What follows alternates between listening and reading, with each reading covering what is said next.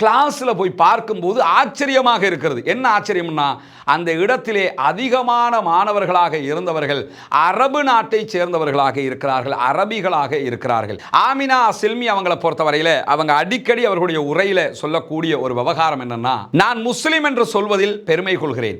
இஸ்லாம் என்பது என்னுடைய இதய துடிப்பு. கிறிஸ்தவம் பற்றிய பிரச்சாரங்களை செய்தால் மாத்திரம் போதாது, மேலதிகமாக நம்ம என்ன பண்ணணும்னா அவர்களுடைய இஸ்லாத்தை படித்து அதில் இருக்கக்கூடிய குறைகளை கண்டுபிடிக்க வேண்டும். அவருடைய தாயார் நீ என்னுடைய பிள்ளையே இல்லை என்று சொல்லி அவரை வெறுத்து ஒதுக்கி விடுகிறார்கள். நீதிபதி அவர்களிடத்தில் சொல்கிறார், நான் நன்றாக யோசித்து விட்டேன், ஆழமாக சிந்தித்து விட்டேன், இதுவா அதுவா என்று பலமுறை யோசித்து விட்டு சொல்கிறேன். நான் ஏற்றுக்கொண்ட மார்க்கம் எனக்கு முக்கியமானது. நான் ஏற்றுக்கொண்ட நேர்வழியை விட்டு மீண்டும் வழிகேட்டை நோக்கி செல்ல முடியாது. எனவே நான் அதைத்தான் தேர்ந்தெடுக்கிறேன் என்று அழுது கொண்டே நீதிமன்ற படிகளை விட்டு கீழே இறங்கி வருகிறார்கள் ஆமினா சில்மி அவர்கள். குழந்தைகளும் அவர்களை விட்டு சென்று விடுகிறார்கள்.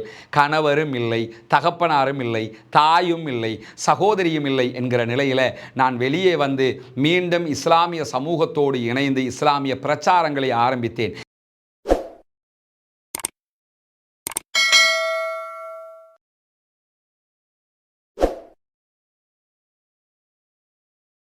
அஸ்ஸலாமு அலைக்கும் வரஹ்மத்துல்லாஹி வபரகாத்துஹு. அன்பிற்கினிய சகோதர சகோதரிகளே, நம் அனைவர் மீதும் ஏக இறைவனுடைய அமைதியும் கருணையும் உண்டாகட்டுமாக என்கிற உயரிய பிரார்த்தனைகளோடு புனிதமிக்க ரமலானுடைய மாதத்திலே ஒவ்வொரு நாளும் மகிழ்ச்சியை தேடிய மனிதர்கள் என்கிற தலைப்பில் புனிதமிக்க இஸ்லாமிய மார்க்கத்தை தங்களுடைய வாழ்க்கை நெறியாக ஏற்றுக்கொண்ட சகோதர சகோதரிகளுடைய வரலாறுகளை பார்த்து வருகிறோம். அந்த அடிப்படையில் இன்றைக்கு நாம் பார்க்க இருக்கிற ஒரு நபர் மிக மிக முக்கியமான ஒரு நபர். அவருடைய வரலாறு மிக மிக இனிமையானது. அவரை பொறுத்தவரையிலே ஒரு கரடுமுரடான பாதையில் இனிமையை சந்தித்தவர் என்றுதான் சொல்ல முடியும். அவர் வேறு யாரும் அல்ல, அமெரிக்காவை சேர்ந்த பிரபல இஸ்லாமிய பிரச்சாரகராக இருக்கக்கூடிய ஆமினா சில்மி அவர்கள். ஆமினா சில்மி அவங்களை பொறுத்தவரையில அவங்க அடிக்கடி அவர்களுடைய உரையில சொல்லக்கூடிய ஒரு விவகாரம் என்னன்னா, நான் முஸ்லிம் என்று சொல்வதில் பெருமை கொள்கிறேன். இஸ்லாம் என்பது என்னுடைய இதய துடிப்பு. இஸ்லாம் தான் என்னுடைய பலம். இஸ்லாம் இல்லை என்றால் நானே இல்லை. ஏக இறைவன் அல்லாஹு தாலா எனக்கு நிறைய பலத்தையும் வளத்தையும் அருளையும் செய்துவிட்டான். அதுதான் இந்த இஸ்லாம் எனக்கு கிடைத்தது என்று சொல்லி ஒவ்வொரு உரைகளையும் அவர் மக்களை பார்த்து பேசுகிற அந்த வார்த்தைகள் மிக ஈர்ப்பான ஒரு வார்த்தையாக அவருடைய உரைகளில் பார்க்க முடிகிறது. இப்படி இஸ்லாத்தை ஏற்றுக்கொண்ட ஆமினா சில்மி அவர்கள் இஸ்லாத்தை ஏற்றுக்கொண்ட விதம் என்பது ஒரு சடன்லி நடந்த ஒரு விவகாரம், ஒரு ஆக்சிடென்ட் கூட நம்ம சொல்ல முடியும். எப்படி அவர்கள் இஸ்லாத்தை ஏற்றுக்கொள்கிறார்கள் என்று சொன்னால், ஒரு படிப்பை அவர் தொடர வேண்டும். அதற்கு கணினி மூலமாக, கம்ப்யூட்டர் மூலமாக ஒரு கோர்ஸுக்கு அவங்க அப்ளை பண்றாங்க. அப்ளை பண்ணிட்டு அவங்க ஒரு வேறு பயணம் போக இருந்தது. அந்த பயணத்துக்கு அவங்க போயிட்டாங்க. போனதுக்கு பிறகு 2 வாரங்களை தாண்டி மீண்டும் அவங்க வீட்டுக்கு வர்றாங்க. வீட்டுக்கு வந்து நம்ம படிப்பை தொடர வேண்டி இருக்குது. குறிப்பாக அந்த படிப்பு அவங்களுக்கு வேறு படிப்புகளை தொடர முடியாது. அவங்க எதுக்கு அப்ளை பண்ணாங்களோ அதை மட்டும் தான் தொடர முடியும். ஏன்னா அதுக்கு ஒரு ஸ்காலர்ஷிப் அவங்களுக்கு கிடைக்கிறதாக இருந்தது. என்ன படிப்பு நம்ம படிக்கிறதுக்கு ஆரம்பிப்போம்னு உள்ள போய் பார்க்கும்போது அவங்க எதை படிக்கணும்னு அப்ளை பண்ணியிருந்தாங்களோ அது தவறுதலாக வேறு ஒரு பாடமாக அப்ளை ஆகி இருக்கிறது. எது எப்படி போனாலும் அவர்கள் இந்த பாடத்தை விட முடியாது. ஆனால் அவருக்கு ஏற்பட்ட மிகப்பெரிய சங்கடம் என்னன்னா, ஓகே நம்ம இதுக்கு போறதா இல்லையான்னு யோசிச்சுட்டு அடுத்த நாள் கிளாஸுக்கு போறாங்க. கிளாஸ்ல போய் பார்க்கும்போது ஆச்சரியமாக இருக்கிறது. என்ன ஆச்சரியம்னா, அந்த இடத்திலே அதிகமான மாணவர்களாக இருந்தவர்கள் அரபு நாட்டை சேர்ந்தவர்களாக இருக்கிறார்கள், அரபிகளாக இருக்கிறார்கள். அரபு நாட்டிலிருந்து குடியேறிய சகோதரர்கள் அமெரிக்காவிலே வாழ்கிறார்கள். அவர்களுடைய குழந்தைகள் தான் மாணவர்களாக இருக்கிற போது அப்படியே முகத்தை அடிச்ச மாதிரி கிளாஸை விட்டு வெளியே வந்துடுறாங்க. வந்தவங்க வீட்டில் வந்து ஒரு மாதிரியாவே இருக்கிறாங்க. கிட்டத்தட்ட 2 நாட்கள் நான் என்னுடைய வீட்டின் என்னுடைய அறையிலிருந்து வெளிவருவதற்கே யோசித்துக் கொண்டிருந்தேன். என்னுடைய கணவரிடத்தில் போய் புலம்பிக் கொண்டிருந்தேன். நான் அவங்களோடு போய் படிக்கிறதா? மனிதர்களா அவர்கள்? காட்டு மிராண்டிகள். அரபிகளோடு யாராவது படிப்பார்களா? நாகரிகமற்றவர்கள் என்றெல்லாம் அவர்களை பற்றி பேசிக் கொண்டிருந்தேன். காரணம் என்னன்னா, எங்களுக்கு மேற்கு ஊடகங்கள் அரபிகளை பற்றி அப்படித்தான் கற்றுத்தந்தது. இன்னைக்கு மாத்தானே சொல்லிக் கொடுத்துக்கிட்டு இருக்கிறாங்க.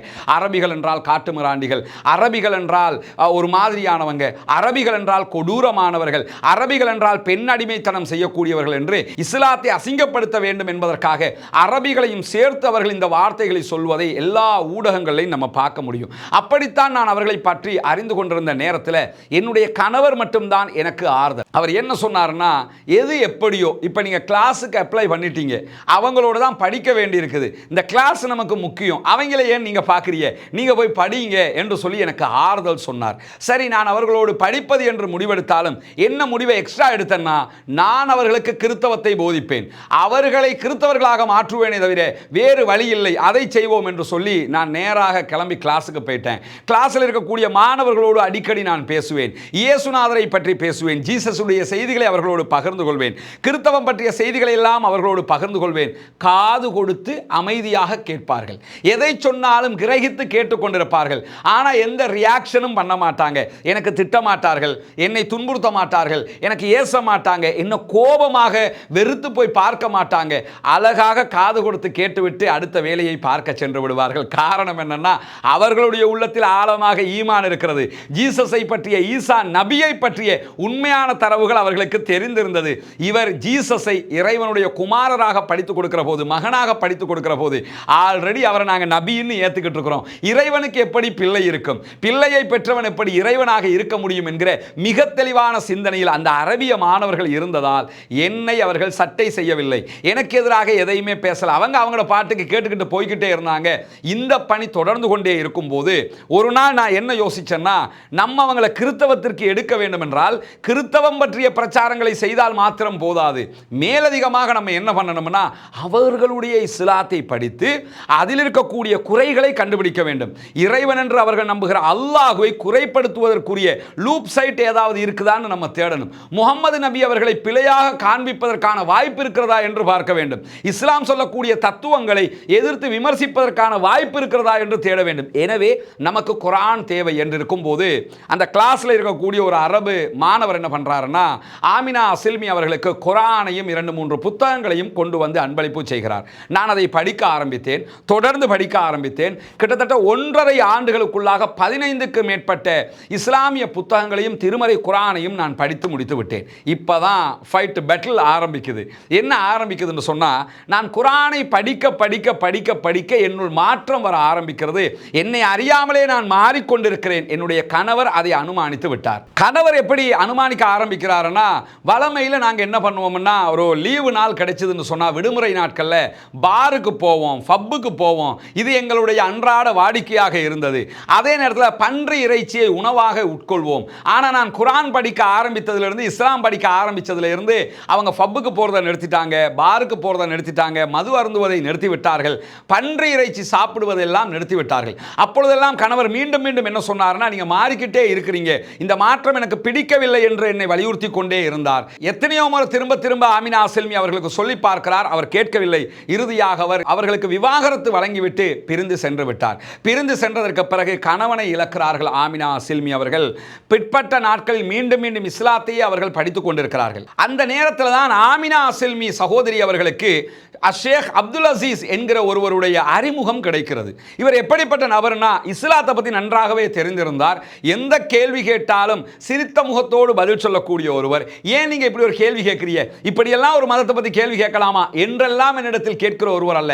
நான் எவ்வளவு ஆழமான அசிங்கமான கேள்விகளை கேட்டாலும் அப்துல் அசீஸ் அவர்கள் எனக்கு மிக தெளிவான, நளினமான, லாஜிக்கான, ஏற்றுக்கொள்கிற பதில்களை சொல்லிக்கொண்டே இருந்தார். அவர் மூலமாக நான் இஸ்லாத்தினுடைய பல பகுதிகளையும் கேள்வி கேட்டு படித்துக் கொண்டே இருந்தேன் என்கிறார்கள் ஆமினா அசில்மி அவர்கள். இப்படியே கேள்விகள் கேட்பதும் இஸ்லாத்தை அறிவதுமாக தெரிந்தவருக்கு இறுதியில் அப்துல் அசீஸ் அவர்களுக்கும் அவர்களுடைய சகோதரர்களுக்கும் அவர்களுடைய நண்பர்களுக்கும் முன்னிலையில் இஸ்லாத்தை ஏற்றுக்கொள்வது என்கிற முடிவை எடுக்கிறார். இஸ்லாத்தை ஏற்றுக்கொள்கிறார்கள். இஸ்லாத்தை ஏற்றுக்கொண்டதற்கு பிறகுதான் அவருடைய வாழ்க்கையினுடைய பல கடினமான பகுதிகளை அவர்கள் சந்திக்க வேண்டி இருந்தது. ஆமினா அசில்மி அவங்க சொல்றாங்க, நான் இஸ்லாத்தை ஏற்றுக்கிறேனுங்கிற ஒரு நிலை எடுக்கும் போது இஸ்லாத்துக்கு என்னில் எந்த தேவையும் இருப்பதாக நான் உணரவில்லை. ஆனால் இஸ்லாத்தை நான் படித்து இஸ்லாத்தை ஏற்றுக்கொண்டதில் இருந்து என்னுடைய வாழ்க்கையை நான் பார்க்கும்போது மனது அப்படியே நிம்மதியாக இருந்தது, மனது அமைதி கண்டது. என்னுடைய வாழ்க்கையின் ஒரு திருப்பமாக எல்லாவற்றையுமே நான் உணர ஆரம்பித்து விட்டேன். என்னுடைய வாழ்க்கையே மாற ஆரம்பித்து கொண்டிருந்தது என்று இஸ்லாத்திற்கு பிறகுண்டான அந்த சடன்லி மாற்றத்தை பற்றி விவரிக்கும் போது ஆமினா அசில்மி அவர்கள் பூரித்து போய் இந்த கருத்துக்களை சொல்லிக் கொண்டிருக்கிறார்கள். இந்த நேரத்தில் தான் குடும்பத்துக்கு மத்தியில் எதிர்ப்புகள் ஏற்படுகிறது. ஒருவர் சத்தியத்தை ஏற்றுக்கொள்கிறார், ஏகத்துவத்தை ஏற்றுக்கொள்கிறார், இதுதான் உண்மை என்பதை ஏற்றுக்கொள்கிற போது அவரை சுற்றி இருக்கக்கூடியவர்கள் அவரை ஒன்றோ அரவணைப்பார்கள், இல்லை என்றால் மொத்தமாக வெறுத்து ஒதுக்குவார்கள். இந்த நேரத்தில் ஆமினா அசில்மி சகோதரி அவர்களுக்கு ஏற்பட்டது, மொத்தமாக அவரை வெறுத்து ஒதுக்குவதற்கு அவர்களுடைய ஃபேமிலி தயாராகிட்டாங்க. எந்த அளவுக்கு அளவுக்குன்னு சொன்னால் அவருடைய தாயார் நீ என்னுடைய பிள்ளையே இல்லை என்று சொல்லி அவரை வெறுத்து ஒதுக்கி விடுகிறார்கள். அவருடைய அன்பு சகோதரி, என்னுடைய சகோதரிக்கு மனநிலை பாதிக்கப்பட்டு விட்டது, இவளை ஒரு மனநல மருத்துவமனையில் சேர்த்து மருத்துவம் பார்க்க வேண்டும் என்று என்னை ஒரு பைத்தியத்தை போன்று அவள் வழிநடத்தினார். என்னுடைய தகப்பனாரை பொறுத்தவரையில நீ இஸ்லாத்தை விடலைன்னா உன்னை கொன்னே புடுவன் என்று சொல்லி எனக்கு கொலை மிரட்டல் விடுத்தார்கள். என்னுடைய கணவர் என்னை விட்டு பிரிந்தே போய்விட்டார். கணவனை இழக்கிறார்கள், தகப்பனை இழக்கிறார்கள், தாயை இழக்கிறார்கள், கூட இருந்த சகோதரியை இழக்கிறார்கள், அத்தனை பேரையுமே இழந்து விடுகிறார்கள் ஆமினா அசில்மி அவர்கள். யாருக்கும் வாழ்க்கையில் ஏற்படக்கூடாத கஷ்டமான துன்பகரமான ஒரு நிகழ்வு இது. இஸ்லாத்தை ஏற்றுக்கிட்ட ஒரு சில நாட்கள்லேயே நான் ஹிஜாப் அணிய ஆரம்பித்து விட்டேன். என்னுடைய ஆடை முழுவதுமாக மாற்றம் கண்டுவிட்டது. இதை பார்த்த என்னுடைய நண்பர்கள், என்னுடைய தோழர்கள், என்னோடு நெருங்கி இருந்தவர்கள் எல்லாம் இன்னும் அதிகமாக என்னை விட்டு விலக ஆரம்பித்தார்கள். அவர்கள் மாத்திரம் விலகவில்லை, எனக்கு தொழில் தந்தவர் கூட என்னுடைய தொழிலை பறித்து கொண்டார். தொழிலை இழந்தேன், என்னுடைய நண்பர்களை இழந்தேன், என்னுடைய உறவுகளை இழந்தேன், என்னுடைய பெற்றெடுத்த தாய் தகப்பனை கூட நான் இழந்தேன் இந்த இஸ்லாமிய மார்க்கத்திற்காக என்று அவர் தன்னுடைய வரலாற்றை பற்றி சொல்லுகிற போது ஒரு நெகிழ்ச்சியான தருணமாக அது மாறிவிடுகிறது. இந்த மாதிரியான நேரத்தில் ஆமினா அசில்மி அவர்களுக்கு வாழ்க்கையிலே ஏற்பட்ட மிக இக்கட்டான ஒரு காரணமாக, வாழ்க்கையிலே ஏற்பட்ட மிக இக்கட்டான ஒரு காலகட்டமாக ஒரு 20 நிமிடங்களை அவர்கள் சொல்லுகிறார்கள். அது என்ன 20 நிமிடங்கள் என்றால், தன்னுடைய கணவர் தன்னை விட்டு பிரிந்து போனதற்கு பிறகு குழந்தை வேண்டும் என்று வழக்கு தொடுக்கிறார். நீதிமன்ற படியேறுகிறார் ஆமினா அசில்மி அவர்கள். நீதிமன்றத்திலே 2 தரப்புக்கும் இடையில் வழக்கு விசாரணைகள் நடைபெறுகிற போது அந்த காலகட்டம் இஸ்லாத்தை பற்றி மேற்குலகு பயங்கரமாக பேசிக் கொண்டிருந்த காலகட்டம் என்பதால் நீதிபதி எனக்கு ஒரு தீர்ப்பை சொன்னார், எனக்கு ஒரு ஆலோசனையை சொன்னார். என்ன ஆலோசனையை சொன்னார்னா, ஆமினா உங்களுக்கு 2 சாய்ஸ் இருக்குது. முதலாவது சாய்ஸ் என்னன்னு சொன்னா, நீங்கள் இஸ்லாத்தை விட்டுவிட்டு உங்கள் கணவரோடு சேர்ந்து உங்கள் குழந்தைகளோடு அன்பாக வாழுவது, பழகுவது, உங்கள் வாழ்க்கையை கடத்துவது. இரண்டாவது சாய்ஸ் என்னன்னு சொன்னா, இல்லை என்றால் உங்கள் கணவரை விட்டு நீங்கள் பிரிய வேண்டும், உங்கள் குழந்தைகள் உங்களுக்கு கிடைக்காது, கணவரோடு தான் குழந்தைகள் அனுப்பப்படுவார்கள். உங்களுக்கு இஸ்லாம் வேண்டும் என்றால் குழந்தைகளும் கணவரும் கிடைக்க மாட்டார்கள், குழந்தைகளும் கணவரும் வேண்டும் என்றால் உங்களுக்கு இஸ்லாம் இருக்கக்கூடாது. நீங்கள் எதை தேர்ந்தெடுக்கிறீர்கள்? உங்களுக்கு 20 நிமிடங்கள் நேரம் தருகிறோம் என்று நீதிமன்றம் அவர்களுக்கு 20 நிமிடங்கள் நேரம் கொடுக்கிறது. யோசிக்கிறாரு, யோசிச்சுக்கிட்டே இருக்கிறாரு. குழந்தையும் கணவரும் அன்பும் பாசமுமா, அல்லது நான் புரிந்து ஏற்றுக்கொண்டிருக்கக்கூடிய என்னுடைய மறுமைக்கு வெற்றியாக அமைக்கக்கூடிய புனிதமிக்க இஸ்லாமிய மார்க்கமா, இஸ்லாமா குடும்பமா, குடும்பமா இஸ்லாமா என்பதை மீண்டும் மீண்டும் மீண்டும் மீண்டும் மீண்டும் மீண்டும் யோசிச்சுக்கிட்டு நீதிமன்றத்தில் 20 நிமிடங்கள் தாண்டுகிறது. நீதிபதி அவர்களிடத்தில் சொல்கிறார், நான் நன்றாக யோசித்து விட்டேன், ஆழமாக சிந்தித்து விட்டேன், இதுவா அதுவா என்று பலமுறை யோசித்து விட்டு சொல்கிறேன். நான் ஏற்றுக்கொண்ட மார்க்கம் எனக்கு முக்கியமானது. நான் ஏற்றுக்கொண்ட நேர்வழியை விட்டு மீண்டும் வழிகேட்டை நோக்கி செல்ல முடியாது. எனவே நான் அதைத்தான் தேர்ந்தெடுக்கிறேன் என்று அழுது கொண்டே நீதிமன்ற படிகளை விட்டு கீழே இறங்கி வருகிறார்கள் ஆமினா அசில்மி அவர்கள். குழந்தைகளும் அவர்களை விட்டு சென்று விடுகிறார்கள். கணவரும் இல்லை, தகப்பனாரும் இல்லை, தாயும் இல்லை, சகோதரியும் இல்லை என்கிற நிலையில் நான் வெளியே வந்து மீண்டும் இஸ்லாமிய சமூகத்தோடு இணைந்து இஸ்லாமிய பிரச்சாரங்களை ஆரம்பித்தேன். இறைவன் எனக்கு வழிகாட்டுவான் என்று நம்பினேன். எனக்கு நிம்மதிக்கு மேல் நிம்மதி கிடைத்து கொண்டே இருந்தது. இவ்வளவு இழப்புகள் எனக்கு ஏற்பட்டும் நிம்மதியை அது சீர்குலைக்கவில்லை. இஸ்லாம் தான் எனக்கு நிம்மதியாக இருந்தது. அடிக்கடி குர்ஆனை புரட்டுகிறேன், நபிகள் நாயகத்துடைய வாழ்க்கை வழிமுறைகளை பார்க்கிறேன், அவர்கள் சந்தித்த சோதனைகளை எல்லாம் பார்க்கிறேன். அப்படியே உள்ளம் பூரித்து போய்விடுகிறது, அமைதி காண்கிறது. நான் இஸ்லாத்தின் பக்கமே விரைந்து கொண்டிருக்கிறேன். எனவே இந்த இழப்புகள் எல்லாம் எனக்கு அற்பமானதாக மாறிவிடுகிறது என்கிறார்கள் ஆமினா அசில்மி அவர்கள். உள்ள போய் பார்க்கலாமா?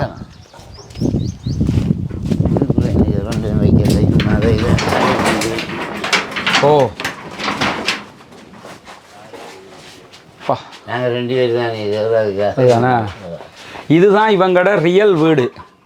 ஆனால் இங்கே இருக்க முடியல. முன்னாடி ஒரு வீடு அவங்க வச்சுருந்ததுனால கொஞ்சம் சின்ன சின்ன திருத்த பணிகளை செஞ்சு மகளோட சேர்ந்து இப்போ அவர் வாழ்ந்துக்கிட்டு இருக்கிறாரு. 65 வயசு. திடகாத்திரமாக தான் இருக்கிறீங்க. எஸ், ஆமாம். சரி, அல்லாஹ் உங்களுக்கு அருள் புரிவான். ஆடு மேய்க்க காலையில் போயிடுவீங்களோ? 10 மணி மட்டும் போய் பின்னாடி இப்போ ஆடு மேய்க்க போகிற இடத்துல இப்போ நாங்கள் கேள்விப்படுறோம் இந்த யானை அடிக்கிற கதையெல்லாம். அப்போ என்ன எல்லாம் பார்த்து போகிறோம். அப்படி சம்பவங்கள் நடந்திருக்கா உங்களுக்கும்? இல்லை, எனக்கு அப்படி ஒன்றும் நடக்கல. அல்லாஹ் இது வரைக்கும் சரி சரி, அல்லாஹ் காப்பாற்றுவான். இது நம்ம இந்த திட்டம் அல்லாஹ் வெற்றி பெற வைக்கணும்னு அல்லாஹ்ட துவா கேளுங்க இன்ஷா அல்லாஹ். பார்க்குற சகோதரர்கள் நிலைமையை நீங்கள் பார்த்துருப்பீங்க. ரமலானுடைய காலம்ங்கிறதுனால உங்களால் முடிஞ்ச உதவிகளை வாரி வழங்குங்க. ஜக்காத்து தான தர்மத்தை தாங்க. இவங்களுக்கு நம்மளால் எப்படி ஒரு சின்ன அளவுக்கு உண்டான ஒரு சொந்த வீட்டை அமைச்சு கொடுக்க முடியும்னாலும் அது பெரிய ஒரு உதவியாக இருக்கும். நீங்கள் ஏதாவது சொல்கிறீங்களா மக்களுக்கு? ஏதாவது சொல்கிறீங்களா மக்களுக்கு? பேசுகிறீங்களா? எனக்கு இந்த உதவியை செய்து தான் மிச்சம் ஒரு உதவியாக 65 வயசு ஆகிடுச்சுல்ல. சரி, மக்கள் அல்லாஹ் கைவிட மாட்டான், ப்ளஸ் மக்களும் உங்களை கைவிட மாட்டாங்க. அந்த நம்பிக்கையில் இருப்போம். நம்முடைய ஒரு முயற்சி, இந்த முயற்சி வெற்றி பெறுவதற்கு அல்லாஹ் அருள் புரிவான் இன்ஷா அல்லாஹ். சரியா? இப்போ நம்ம நிற்கக்கூடிய இந்த இடத்துல இந்த கையால் இப்படி தொடுற அளவுக்கு பார்த்தீங்கன்னா கொஞ்சம் போனால் எனக்கு அந்த அவங்க முகடை வந்து தொட்டலாம், இதெல்லாம் தொட முடியும்.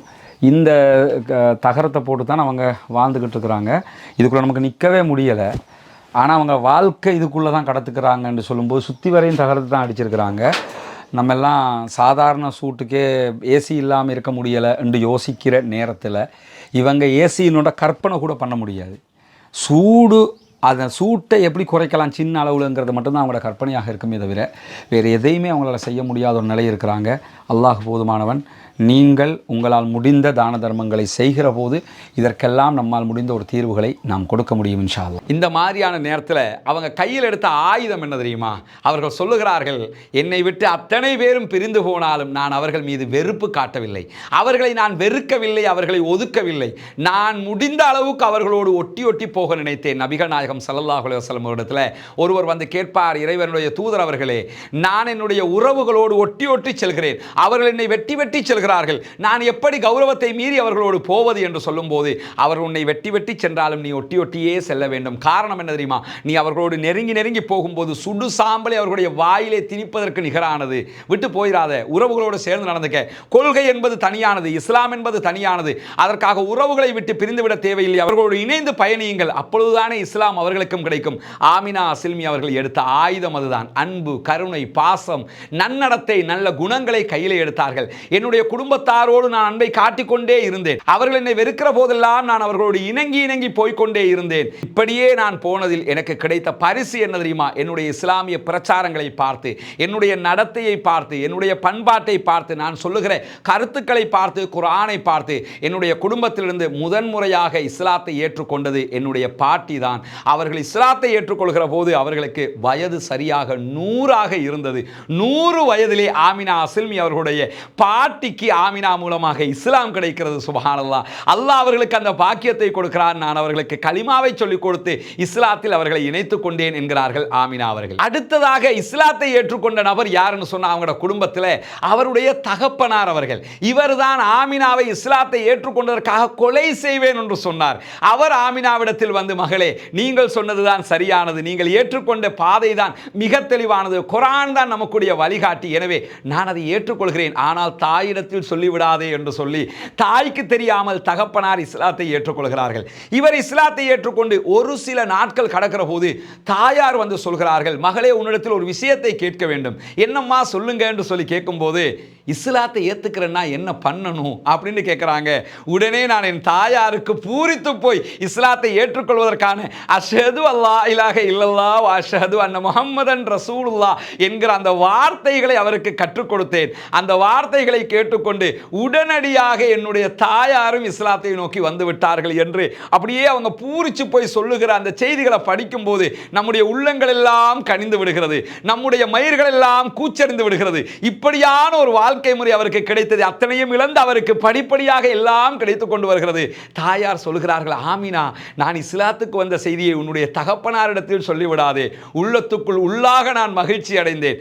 ஏன் மகிழ்ச்சி அடைந்தேன் என்றால், என்னுடைய தகப்பனார் ஆல்ரெடி இஸ்லாத்திற்கு வந்து விட்டார்கள் என்பது என்னுடைய தாய்க்கு தெரியவில்லை. அவர் ஆல்ரெடி இஸ்லாமியராக மாறிவிட்டார். இப்பொழுது என்னுடைய தாயார் வருகிறார்கள். இந்த சம்பவங்கள் எல்லாம் நடந்து ஒரு சில நாட்கள் கழிகிறது. என்னுடைய சகோதரி என்னிடத்தில் வருகிறார்கள். இவர் யார் தெரியுமா? இவர்தான் என்னை மனநல மருத்துவரிடத்தில் அழைத்து செல்ல வேண்டும் என்று சொன்னவர். ஆமினாவுக்கு பைத்தியம் முற்றி போய்விட்டது என்று சொன்னவர். அவர் வந்து சொல்கிறார், ஆமினா, நீங்க சொல்றது வித்தியாசமா இருக்குது, உங்களுடைய பிரச்சாரம் வித்தியாசமா இருக்குது, நீங்க சொல்றதுதான் சரின்னு தெரியுது, எனவே நானும் இஸ்லாத்தை ஏற்றுக்கொள்கிறேன் ஏற்றுக்கொள்கிறேன், கொஞ்ச நாட்களுக்கு அதை மறைத்து வைத்துக் கொள்வோமே என்கிறார்கள். அப்பொழுதுதான் ஆமினா சில்மி அவர்கள் சொல்கிறார்கள் சகோதரியை பார்த்து, சகோதரி, நீங்கள் இஸ்லாத்தை ஏற்றுக்கொண்டு விட்டீர்கள், இதிலே மறைப்பதற்கு ஒன்றுமே கிடையாது, நீங்கள் யாருக்கும் அஞ்ச வேண்டிய அவசியமில்லை, நீங்கள் யாருக்கு அஞ்சுகிறீர்களோ அந்த நம்முடைய தகப்பனார் உங்கள் அனைவருக்கு முன்பதாக இஸ்லாத்தை ஏற்றுக்கொண்டார்கள், அதே போன்று நீங்கள் எவருக்கு அஞ்சுவீர்களோ அந்த தாயார் தகப்பனாருக்கு அடுத்ததாக இஸ்லாத்தை ஏற்றுக்கொண்டார்கள். என்ன வித்தியாசம் என்றால் அவர்கள் ஒருவர் இஸ்லாத்தை ஏற்றுக்கொண்டது இன்னொருவருக்கு தெரியாது என்று சொல்லி மூவரையும் ஒரே இடத்தில் அழைத்து வைத்து இஸ்லாத்தை ஏற்றுக்கொண்ட செய்திகளை பகிரங்கப்படுத்துகிறார். கொஞ்சம் யோசிச்சு பாருங்க, அந்த நிமிடம் ஆமினா அசில்மி அவர்களுடைய குடும்பத்தினுடைய மகிழ்ச்சி வெள்ளத்திற்கு அளவே இருந்திருக்காது. அந்த அளவுக்கு மகிழ்ச்சியிலே பூரித்து போய்விடுகிறார்கள். 16 ஆண்டுகளுக்கு முன்பதாக இஸ்லாத்தை ஏற்றுக்கொண்டார் ஆமினா அசில்மி என்பதற்காக அவரை விட்டு குழந்தைகளையும் அழைத்து கொண்டு பிரிந்து சென்ற கணவர் 16 ஆண்டுகளுக்கு பிறகு ஆமினாவினுடைய பிரச்சாரத்தை பார்த்து அவரும் மனம் மாறுகிறார். அல்லாஹ்வினுடைய உதவியால் அவரும் ஆமினாவை சந்தித்து நான் இஸ்லாத்தை ஏற்றுக்கொள்கிறேன் என்று சொல்லி புனிதமிக்க இஸ்லாமிய மார்க்கத்தில் நுழைந்தார் என்கிறார்கள் ஆமினா அசில்மி அவர்கள்.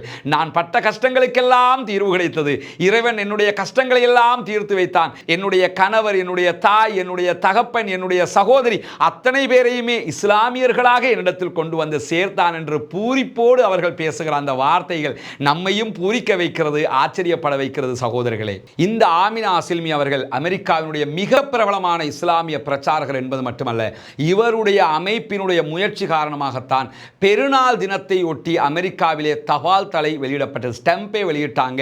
அந்த அளவுக்கு இஸ்லாமியர்களையும் இஸ்லாத்தையும் கொண்டு போய் சேர்ப்பதற்காக முயற்சி செய்யக்கூடிய ஒருவராக ஆமினா அசில்மி அவர்கள் இருக்கிறார்கள். CNN தொலைக்காட்சியினுடைய ஒரு ஆய்வறிக்கை பிரகாரம் அமெரிக்காவிலே முஸ்லீம்களாக இருக்கக்கூடியதில் 25% இஸ்லாத்தை படித்து கற்று இஸ்லாத்தை ஏற்றுக்கொண்டவர்கள். 100 பேர் இருக்காங்கன்னா அதில் 25 பேர் இஸ்லாத்தை புதிதாக ஏற்றுக்கொண்டவர்கள் என்றும் அதிலே அதிகமானவர்கள் பெண்கள் தான் இருக்கிறார்கள் என்றும் CNN ஆய்வு குறிப்பு சொல்கிறது. சகோதரர்களே, வல்ல ரஹ்மான் ஆமினா அசில்மி அவர்களுக்கு அருள் புரிய வேண்டும், அவருடைய குடும்பத்தாருக்கு அருள் புரிய வேண்டும். அவர் மூலமாக பிரச்சாரத்தை ஏற்றுக்கொண்டு இஸ்லாத்தை ஏற்றுக்கொள்ளக்கூடிய சகோதர சகோதரிகளுக்கும் அல்லாஹு தஆலா அருள் புரிய வேண்டும் என்கிற பிரார்த்தனைகளோடு நாளை மீண்டும் ஒரு மகிழ்ச்சியை தேடிய மனிதர்களுடைய வரலாற்றில் சந்திப்போம். வாஹிர் தஅவானா அல்ஹம்துலில்லாஹி ரப்பில் ஆலமீன்.